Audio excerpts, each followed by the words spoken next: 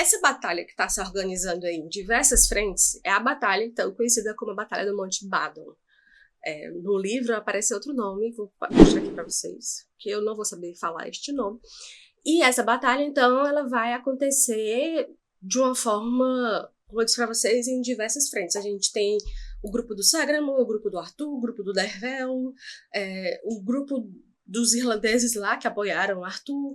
Então, né, são várias frentes e, em determinado momento, como uma boa batalha, vai ter horas que um grupo vai estar ganhando, outra hora outro grupo vai estar perdendo, então a gente tem aí uma diversidade de situações acontecendo, até que chega Merlin, né, mais uma vez aparecendo aí como salvador da pátria. Se bem que, dessa vez, eu até vou ser justa, não é exatamente como salvador da pátria que ele aparece, ele vai ter uma ação muito importante nesse momento, mas não vai ser um Deus Ex Machina, por exemplo, como aconteceu lá no Vale de Lug, no final do primeiro livro, né, que ele chegou e resolveu a parada. E o que vai acontecer?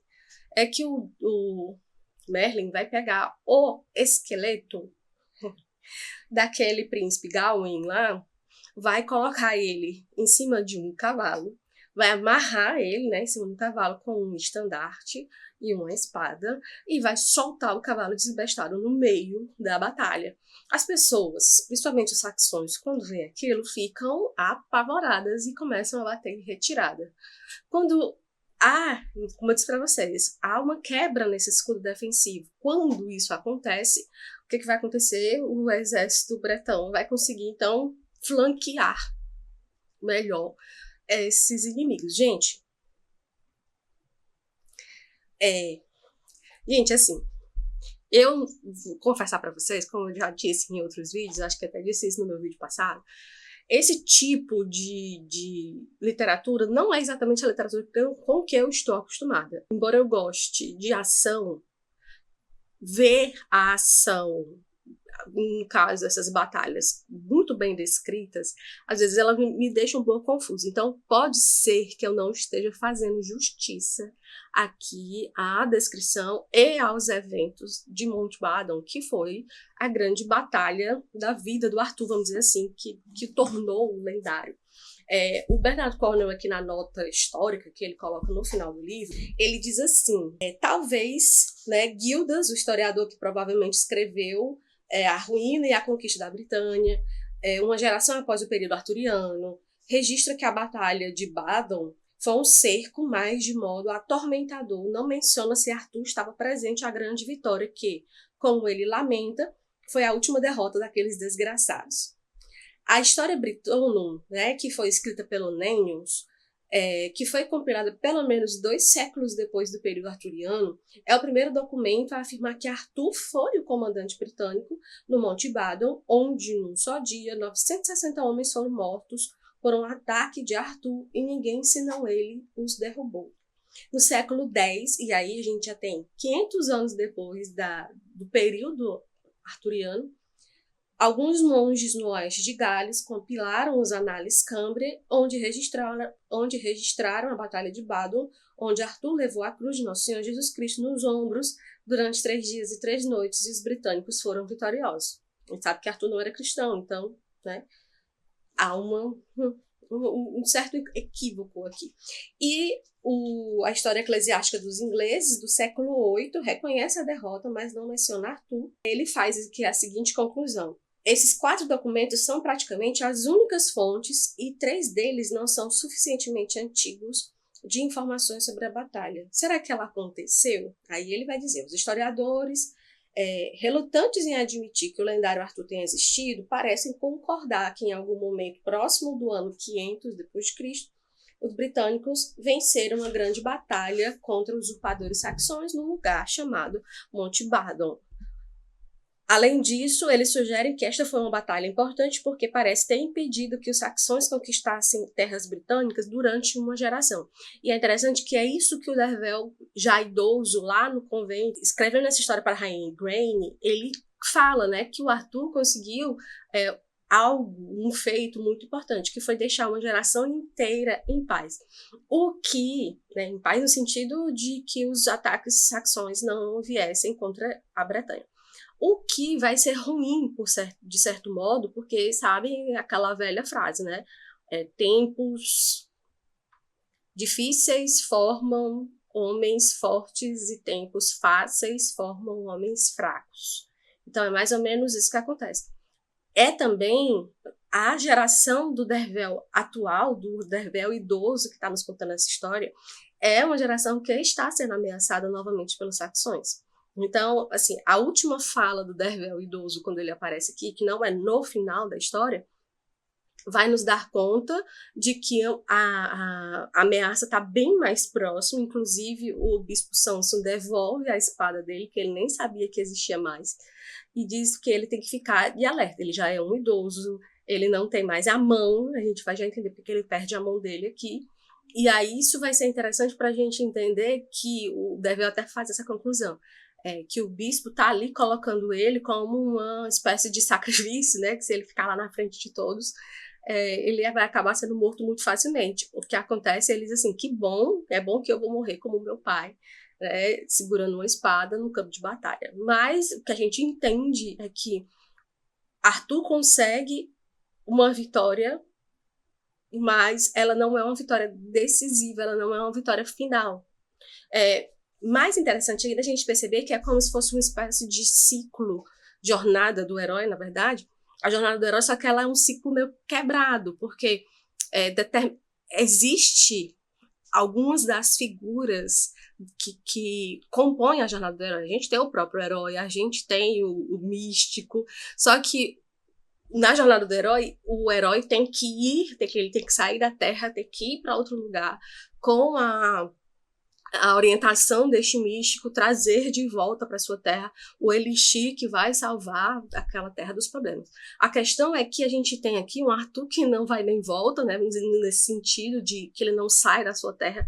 Na verdade, ele está voltando à Bretanha depois de um longo período para cumprir esse juramento com o Uther. E a gente tem aqui, não existe, como eu disse para vocês, embora a vitória tenha sido garantida no Monte Badon, a gente não vai ter uma vitória definitiva, né, dos bretões. Por quê? Porque depois dessa significativa vitória e da paz que se segue por um período longo de ameaça saxã, depois da vitória do Monte Badon, vai aparecer os inimigos de dentro dos bretões. E esses inimigos internos, eles são mais perigosos ou piores do que os inimigos externos. E eu estou falando de quem? Estou falando do rei Mordred. Olha só o que vai acontecer. O rei Mordred, ele vai ser resgatado lá de onde ele está para não perecer durante um ataque saxão. O que a gente vai saber através do Dervel não fica delineado com todas as palavras, mas a gente entende, é que parece que o Mordred já estava fazendo uma espécie de acordo com os saxões para poder que o Arthur morresse. Olha só como ele é um querido, né? Então, quando ele vai para a batalha, ele meio que pega gosto pela guerra, sabe? Assim, ninguém esperava, o Dervel comenta isso várias vezes, que o rei Mordred seria uma pessoa que pegaria gosto pela batalha, pelo campo de batalha, né? Então, quando um dos acordos que o Arthur faz para conseguir a vitória em Monte Badon, para conseguir as forças de Gwent, que antes era um aliado da Dumônia, mas que agora sob o reinado do rei Melric, que é o filho do rei Tuedric, que era um bom rei, esse rei ainda está lá, só que ele se retirou, ele é um rei cristão, ele se retirou, foi viver como eremita. E o Arthur vai lá no rei Tedric e pede para ele ajudar, pede para ele tomar de volta o poder de Gwent e ir lá, né, atacar. E aí, então, o rei Merry fica muito chateado com essa intervenção do pai dele, porque o Merry não quer se envolver, ele quer ficar uma espécie de neutro, mas ele é um falso, ele é meio sonso, assim, e tal. Então, o que vai acontecer é que um dos acordos que o Arthur faz é que ele diz assim, olha, quando a gente vencer essa batalha, eu prometo O Arthur e os juramentos dele, né? Eu prometo que vou entregar o governo de volta pro rei Mordred, né? Fazer aquilo que o Uther desde o princípio queria. E aí o que vai acontecer é que a situação vai se delinear dessa forma mesmo. O rei Mordred volta ao trono, o Arthur se retira, vai viver assim, isolado ali num cantinho lá na Silúria. Ele faz as pazes com a Guinevere. Depois dessa intervenção dela na batalha, ele meio que, né, se reconcilia com ela. Eles têm o seu final feliz ali. Vão viver nesse cantinho lá. E o Mordred casa com a Argante, a filha lá do irlandês, que, como eu disse pra vocês, não tinha consumido o casamento com o Arthur, então ficou por isso mesmo. O que vai acontecer é que a união dessas duas cabeças é terrível, assim. Os dois são péssimas pessoas. E o Mordred vai cada vez mais tomando gosto pela batalha. Então ele vai para Armórica, né, que é o que a gente conhece hoje como França, e ele vai lá combater, né, e ele forma para si um exército gigantesco, principalmente de mercenários, e ele vai tentar tomar novas terras lá, e ele vai ser cercado pelos francos. Argante tenta fazer um acordo com o Dervel, com o Arthur, para que ele volte, né, que ele pague o resgate para que ele volte. Inclusive, ele sabe-se que ele foi ferido e essa ferida é mortal. Então tá todo mundo assim, que bom, o Mordred vai morrer.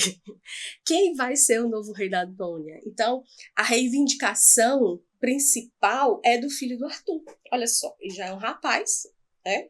Ele, inclusive, se casou com a filha mais velha do Dervel.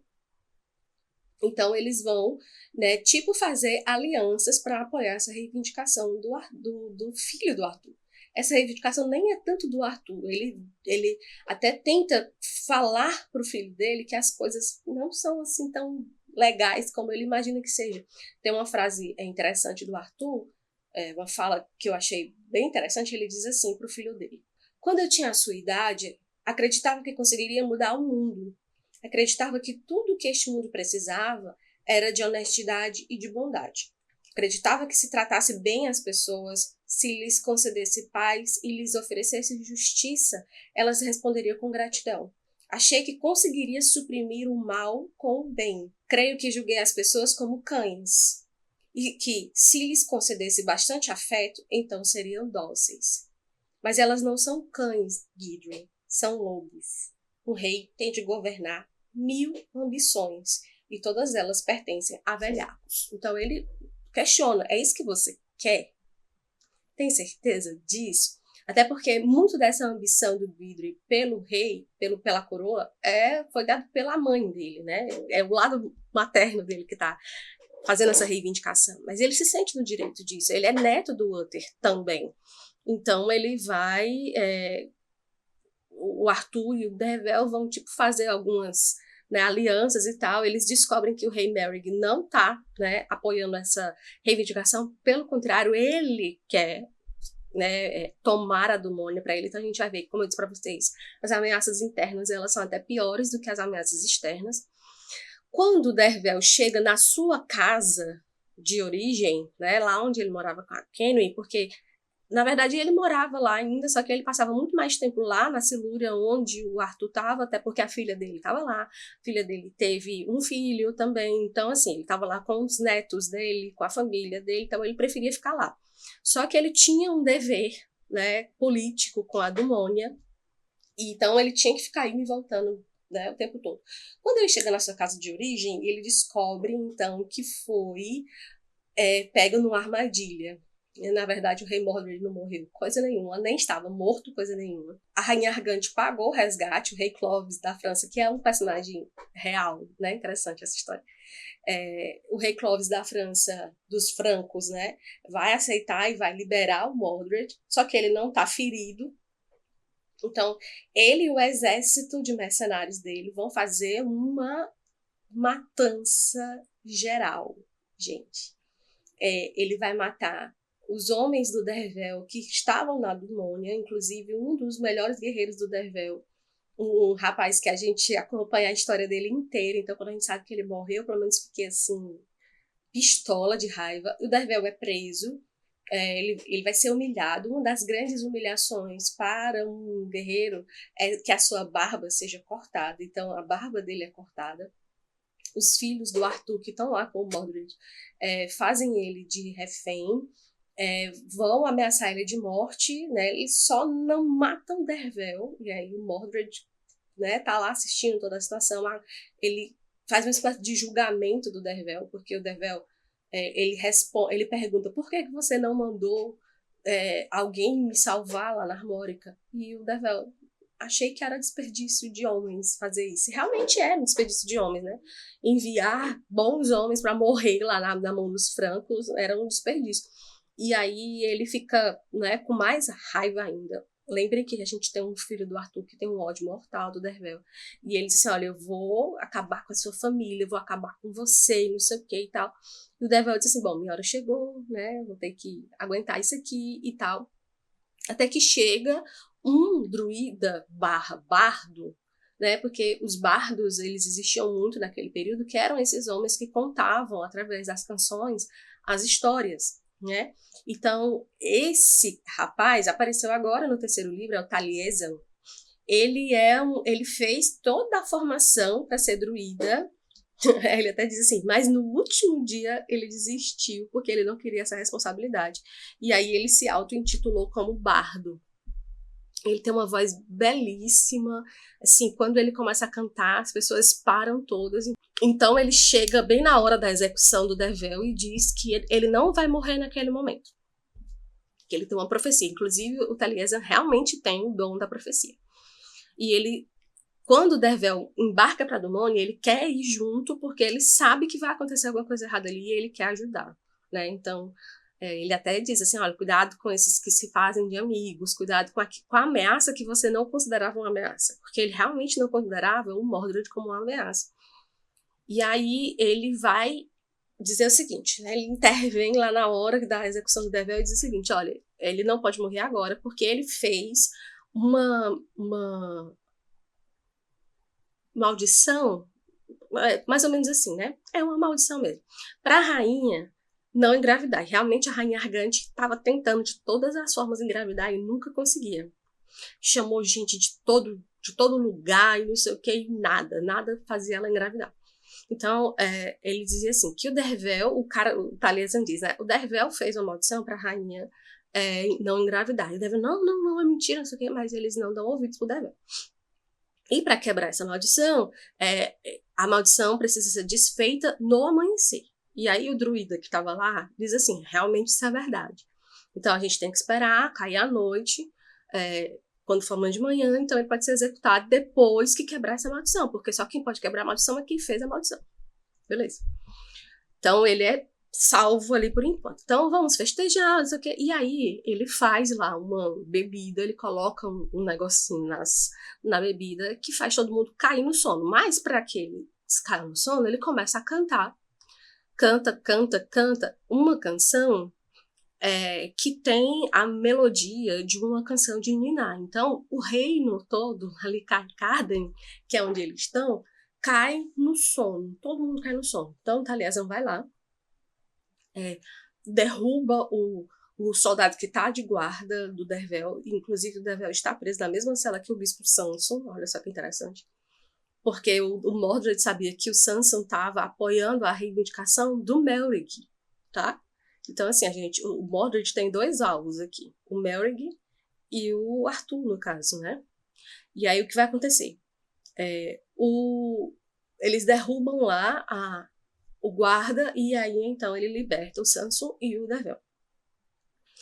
Nesse intervalo, né, que eles estão saindo lá da prisão, o Dervel vai e mata um dos filhos do Arthur, né, enfia lá uma lança, né, pela boca dele, né, ele se livra de um deles e o outro fica ali esperando, né, a oportunidade dele vai chegar ainda, né, de falecer ainda, né. E aí, gente, o Dervel consegue voltar para Isca, né, que era a região onde ele estava morando lá com o Arthur. Ele conta toda a situação para o Arthur, mas ele sai desse cativeiro e ele vai, então, enfrentar outro pesadelo, que é a Kenwyn, que está doente, uma doença terrível. terrível, terrível, assim. Ela fica cheia de furúnculos, ela tem uma febre altíssima, o cabelo dela começa a cair, ela grita de dores horrendas. Então, assim, nada consegue curar a Kenway, nada. Ela chamam druidas de toda parte, todo mundo, cristãos, não cristãos, todos ficam lá fazendo preces por ela, mas nada faz a Kenway melhorar. Até que aparece uma figura estranhíssima lá na casa do Dervel, chamando ele para ir com ele para esse lugar, para que ele possa salvar a esposa. Então, ele vai descobrir, né, nesta viagem, que quem jogou essa maldição sobre a Kenway foi a Nimue, né? O que vai acontecer é que a Nimue tem agora o Merlin como prisioneiro dela. Ela arrancou os olhos dele. Gente, a Nimue está completamente ensandecida. Ela, assim, aquela pessoa que já não era muito bem da cabeça desde o começo do livro, agora ela está totalmente perdida, ela se perdeu totalmente. Então, ela tem o Dervel como prisioneiro. Naquele momento ali, ela mostra para ele qual foi a maldição que ela jogou sobre a Kenway, e é uma maldição feroz, atroz, assim pesadíssima, do alto grau das bruxarias lá. E o Dervel fica em desespero. O que é que a Nimue quer em troca de libertar a Kenway dessa maldição?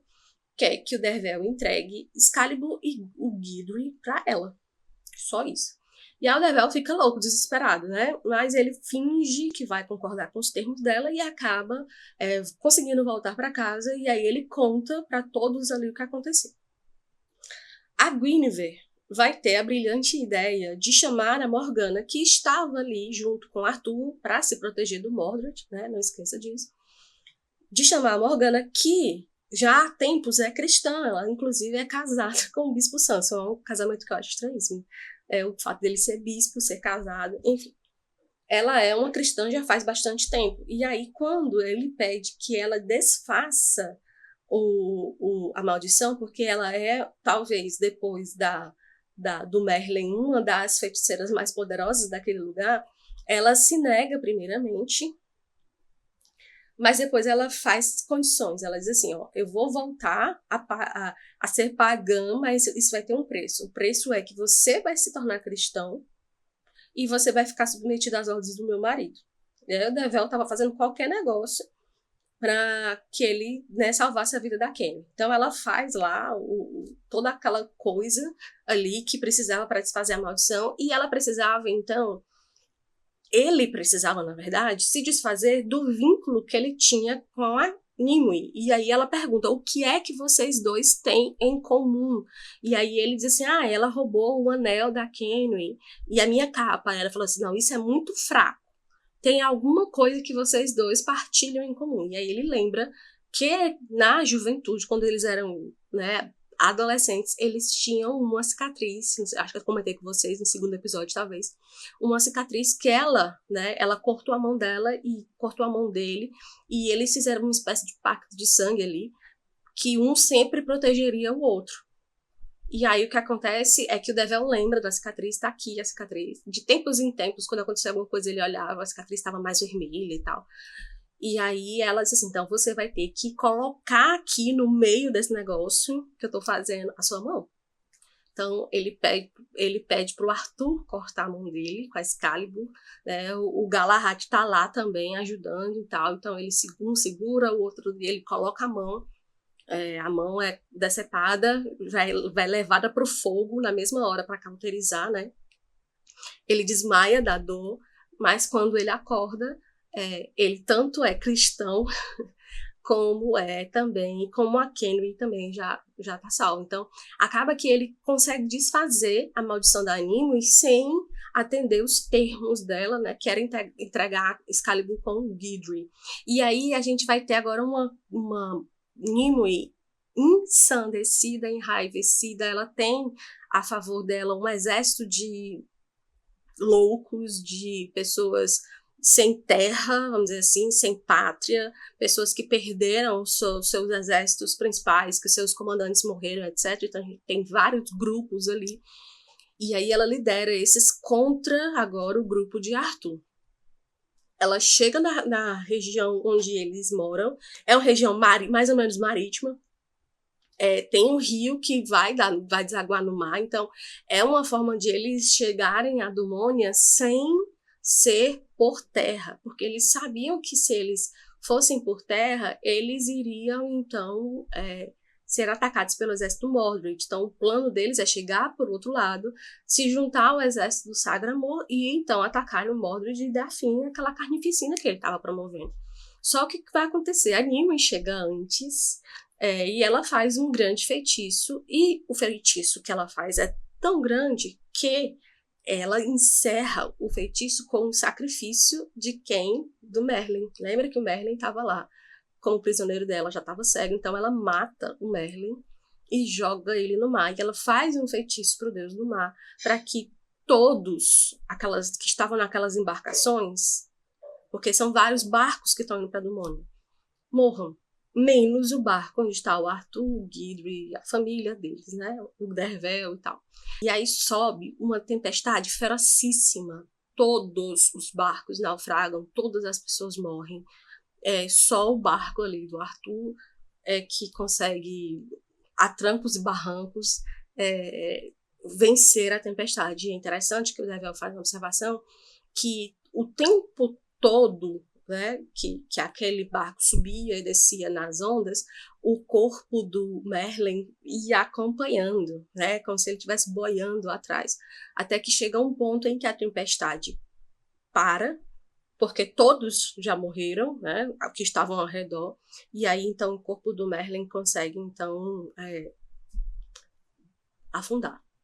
Gente, é uma situação assim horrível, né? Assim, é um final muito tenso para essa história. Então, eles ficam realmente sem saber o que fazer. Eles não podem mais chegar em Cae-Carden só com aquelas pessoas que estão ali, porque não se configura nenhum exército. Então, ele lembra que a última vez que ele falou com o Merlin lá naquela prisão da Nimue, o Merlin disse que ele procurasse um barqueiro na região de Callan, que esse barqueiro iria levá-los para o lugar que ele tinha determinado. Esse cara sabia para onde ir. Era só procurar ele lá. E aí eles, né, fazem essa viagem, meio às escondidas pelo território da Dumônia. Todos eles com aquela impressão, é a última vez que a gente vai pisar na Bretanha, porque a intenção deles é fugir para a Armórica, porque na Armórica o rei lá é casado com uma irmã do Arthur. Então, ele disse assim, vão buscar refúgio lá, que era onde o Arthur morava antes da história toda começar e tal. E aí, então, a intenção deles era essa, né? Então, eles iam fugir mesmo, porque era o que dava para eles fazerem. E quando eles chegam na região que o Dervel vai conversar com o barqueiro, que inclusive foi o barqueiro que salvou eles lá da destruição do reino de Bennock, eles se reconhecem e tal, e eles dizem assim, eu sei para onde ir, porque o Merlin me disse para onde levar vocês. E aí fica no ar, né? Onde é esse lugar, ninguém sabe. E então, o que vai acontecer é que o Sagramor consegue chegar até onde eles estão em Callan. Ele teve um mensageiro que foi enviado até lá, só que no encalço do Sagramor vem também o exército do Mordred. No que começa uma grande batalha. O que é mais legal dessa história é porque, assim, em diversos momentos, o Dervel, ele põe em xeque a existência da Távola Redonda. Ele diz que a Távola Redonda não existiu e tal, como as pessoas imaginam. Mas, nesse momento aqui, a gente vai ter uma situação que vai meio que configurar o que a gente conhece, né, atualmente como um mito do rei Arthur da Távola Redonda. Ele vai dizer assim, naquele dia, né, naquele cerco ali, eles eram poucos, o exército do Mordred era bem grande, vinha mais gente atrás, que era o exército da Nimue, então eles sabiam que aquela batalha ali seria definitiva. Contudo, eles ainda tinham uma réstia de esperança, porque, olha só, ele diz assim, éramos poucos, mas éramos os melhores guerreiros que Arthur alguma vez comandara. Naquele escudo defensivo havia apenas 1 ou 2 jovens. Os outros eram homens curtidos, endurecidos, que já tinham combatido e que já tinham sentido o cheiro de massacre e sabiam como matar. Éramos os Senhores da Guerra. Inclusive, o nome dessa trilogia em inglês é a trilogia do Senhor da Guerra. Então, éramos os senhores da guerra. Não havia ali um homem fraco, nenhum a quem não se pudesse confiar a vida de um companheiro, nenhum que fraquejasse ou a quem faltasse coragem. E como nós cantamos naquele dia, é porque eles sempre cantavam, né, hinos de guerra antes de começar as batalhas. Então, o que vai acontecer é que vai haver uma batalha homem a homem ali, muito endurecida. O exército do Arthur, como eu disse para vocês, toda batalha tem esses picos e esses baixos. O exército do Arthur vai conseguir deter muito o avanço desses homens, e em alguns momentos eles vão ser cercados, então a gente vai ter sempre essa coisa, né? Mas como o Dervel disse aqui, a gente era o melhor grupo de guerreiros que podia existir ali. E tem um determinado momento, então, que vai haver a batalha 1 a 1 do Mordred e do Arthur. Essa batalha vai ser muito pesada, né? Porque como a gente não imaginava, o Mordred se revela um grande guerreiro. Mas Arthur também é um grande guerreiro. Então vai haver essa batalha 1 a 1 ali. A Nimue está chegando com o exército dela, não esqueçam disso. Mas o que vai acontecer é que o Arthur desfere, né, vários golpes no Mordred e o Mordred no Arthur. E tem 2 golpes que o Mordred vai dar que vão ser feridas muito profundas do Arthur. Então ele vai ficar ferido, ele vai cair ali. Contudo, o último golpe do Arthur, e o Dervel faz uma observação que eu achei interessante, ele diz que ele ergueu a Excalibur como ele nunca antes tinha visto o Arthur fazer. É um golpe que parte a cabeça do Mordred, sabe? Então ele mata o Mordred ali. Quando os homens veem que o seu rei, né, caiu, lembre que o Mordred criou para si um exército de homens mercenários, então eles estavam ali por interesse. Então se o cara morreu, a gente não, né? Então a batalha meio que acaba ali. Então para defender agora o Arthur da Nimue, eles, né, colocam o Arthur no barco ali que já estava chegando próximo para que eles pudessem fugir. E eles então, o Arthur muito ferido, o elmo dele tá segurando uma parte da cabeça dele que tá muito ferida. Então, assim, não se sabe o que vai acontecer. É um final, deixa a gente assim, meio de coração na mão mesmo. E o Dervel diz que vai ficar porque ele ainda precisa, né, se livrar daquela situação ali. Aí acontece 2 coisas muito interessantes. Primeiro, todos aqueles que estão no barco vão para um lugar que a gente não sabe onde é e nem vai saber. Arthur tá ferido de morte. O que vai acontecer com Arthur? Também não sabemos. O Arthur pede para que o Dervel se livre da Excalibur, para que não dê chance para Nimue fazer qualquer tipo de maldição ali com ela. Porque a Nimue prometeu que ia seguir, né, Excalibur e o Guidry até onde ela pudesse, pelo resto da vida dela. Então o Arthur deixa a Excalibur com o Dervel para que ele se livre dela, assim, ó, joga no mar, num lugar onde ela nunca vai poder pegar, beleza. E a Kaenwen, que estava dentro daquele barco, ela volta para a Terra. Ela diz assim, olha, eu estava com você no começo, eu vou ficar com você até o fim. Beleza, então a gente tem esse desfecho aqui.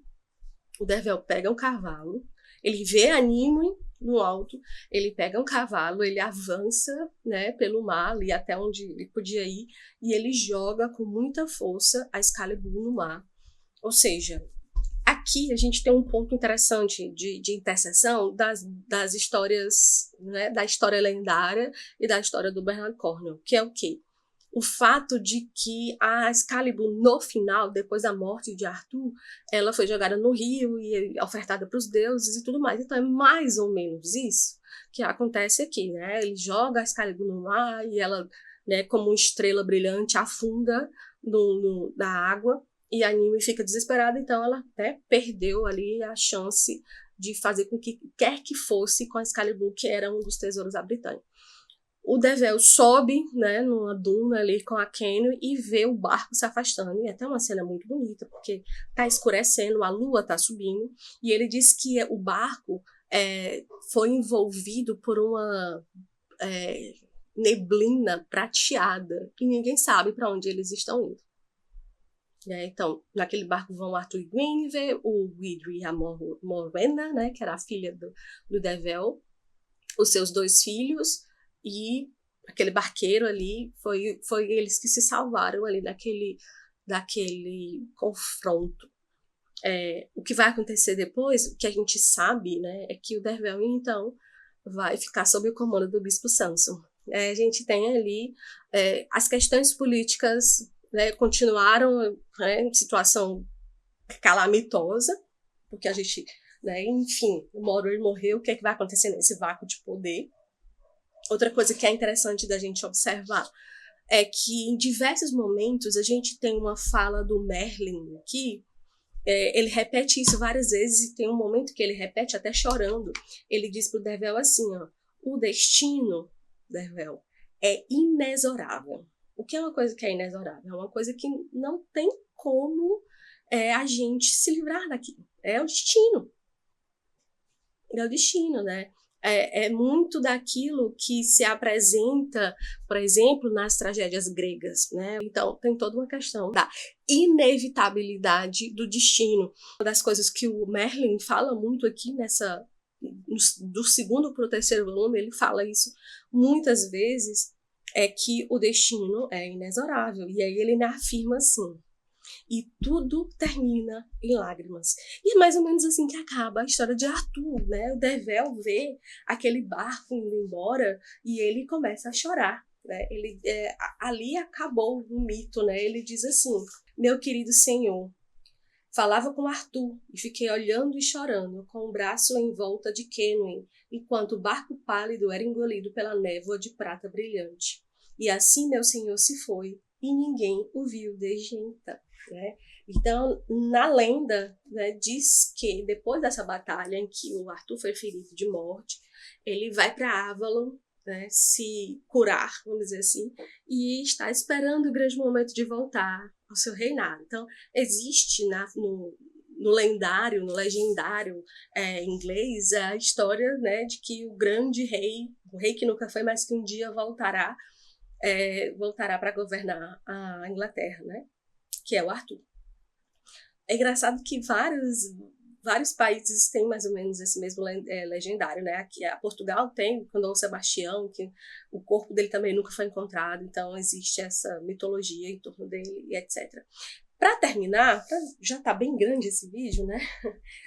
Para terminar, o Bernard Cornwell faz uma observação nessa mesma nota histórica aqui, no final, que para mim eu acho que é o final mesmo da história de Arthur, quando ele diz assim, ó, Arthur provavelmente não foi rei, pode não ter vivido, mas apesar de todos os esforços dos historiadores em negar sua existência para milhões de pessoas em todo o mundo, ele ainda é aquilo que um copista no século XIV chamou de Arthur, nosso rei antigo e futuro.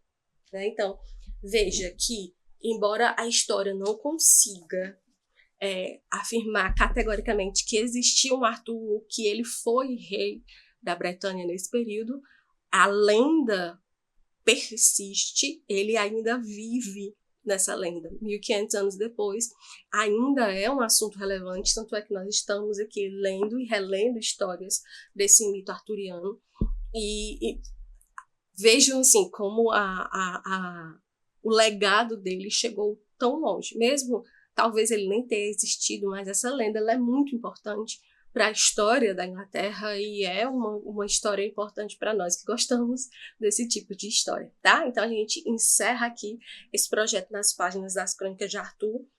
Teve muita coisa que eu não consegui falar, gente, porque senão esse vídeo ficaria maior do que ele já vai ficar. Peço desculpa a vocês por ter feito essa quebra aqui no cronograma. Vamos nos organizar melhor nas próximas leituras. Foi uma coisa nova para mim aqui, essa trilogia toda. Então, já quero convidar vocês para participarem do nosso próximo projeto de leitura. Se você não sabe, o Ano Literário vai sofrer várias modificações, tanto no YouTube como no nosso projeto particular. Agora a gente está no Apoia-se, inclusive eu quero convidar você a clicar no primeiro link aqui na descrição, que é para você entender a nova proposta do ano literário, ano 3, que será a Biblioteca Invisível. E dentro dessa nova proposta, a gente vai ter um novo projeto de leitura, que já vai começar o projeto A Biblioteca Invisível, que é esse pequeno exemplar aqui de O Conde de Monte Cristo, tá? Já adquiri minha versão para o Kindle, porque eu não vou dar conta de ficar lendo nesse livrão aqui, embora ele seja muito interessante para fazer anotações e tal. Mas sem brincadeira, gente, esse livro é maior do que a minha Bíblia. Sem brincadeira para vocês. Então, assim, a gente tem esse novo projeto vindo aqui, tá? Convido vocês desde já a participarem, a serem apoiadores do projeto A Biblioteca Invisível. O ano literário ano 3 começa com o prólogo da biblioteca, que é, então, a leitura de Conde de Monte Cristo. Não vai ser como a leitura das Crônicas de Arthur. A gente vai ter um vídeo só por mês, um em setembro, um em outubro e um em novembro, na última quinta-feira do mês, e um vídeo bem maior, bem mais extenso, prolongado, com todas essas análises e muito mais coisas que eu faço aqui, lá no espaço para os apoiadores. Vou deixar aqui no link na descrição e nos cards o vídeo que eu apresento essa nova proposta do ano literário no 3, os livros que nós vamos ler na Biblioteca Invisível, o que é a Biblioteca Invisível, não vou me prolongar aqui, mas então assiste lá. E não esquece de se inscrever no canal, se você não é inscrito, deixar o seu like, compartilhar esse vídeo, toda essa playlist das Crônicas de Arthur com quem gosta de livros de leitura, que gosta de ficção histórica, né, para que a gente, então, espalhe aí a palavra da lenda arturiana, tá bom? Então, vejo vocês nos próximos vídeos e até mais.